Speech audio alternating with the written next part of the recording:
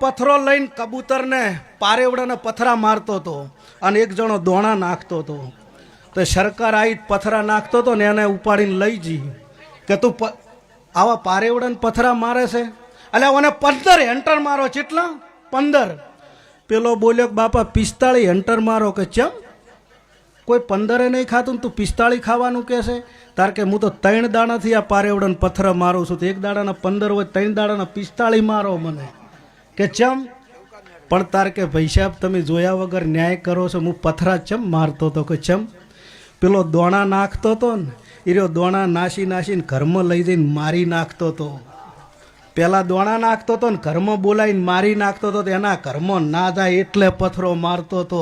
એટલે પથરો છોડવા વાળા અમુક ટાઈમે પાપી નહીં હોતા એવું હું માતા કહું છું.